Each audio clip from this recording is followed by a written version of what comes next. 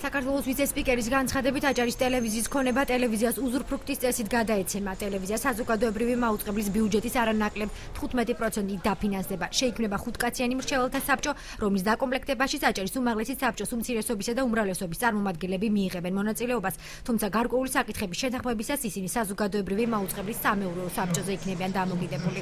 აჭარის ტელევიზია ერთხელ და სამუდამოდ გათავისუფლდება სამთავრობო მეურვეობისაგან. არა უმცირეს 15%-ისა საზოგადოებრივი მაუწყებლის ერთიანი ბიუჯეტიდან თანხა ჩაირიცხება საზოგადოებრივი მაუწყებლის აჭარის ტელევიზიის მიმართულებით, რომელსაც საკუთარი ანგარიში აქვს და რომელიც დამოუკიდებელი იურიდიულ პირს წარმოადგენს.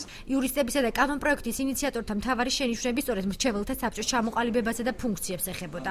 სამეურვეო საბჭო კი არ უნდა დაახიოს დებულება, არამედ მრჩეველთა საბჭო. ხალხარია სტრუქტურაზე, როგორი შინაგანი აგებულება იქნება აჭარის ტელევიზიას, უნდა დაამტკიცოს აჭარის მაუწყებლის მრჩეველთა საბჭო. ხემალ ტელევიზიის მართვის ბიუჯეტი რაც არის და პროგრამული პრიორიტეტები, მრჩეველთა საბჭო რაღაც არჩევს ამ კიდევებს და ყველა შემთხვევაში უნდა აფხოს საზღვაო მოხსნის ფორმა.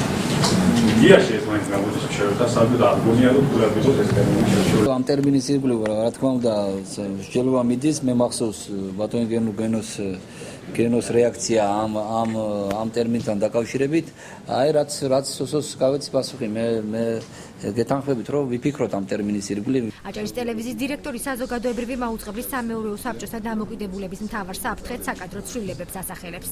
თუ აჭარის ტელევიზიის ზემდგომი იქნა თბილისის ეს ორგანო, მაშინ დიდი შანსია რაც აქამდე ხდებოდა განმეორდეს იგივე, იქ შემცირებული კადრები გადმოისროლონ აჭარის ტელევიზიაში, რაც ყოველად დაუშვებელია. ურმან დუმბაძემ ბორდის წევრობის კანდიდატებს მხარდამჭერი კამპანიისკენ მოუწოდა, რასაც ჟურნალისტების მხრიდან მაჟორიტარი დეპუტატის კომპეტენციის გადამეტების შესახებ მიიჩნევა მოხვა. 5 სამუშაო ადგილი ჩნდება იმაში აჭარაში, ბათუმში და ჩაერთეთ დღევანდელი დღიდან დაიწყეთ ამაზე მუშაობა, მოძებნეთ ლობისტები. დეპუტატის მხრიდან განცხადებების გაკეთება, რომ რეკომენდაცია კონკრეტული პიროვნების მიმართ მე არ არის.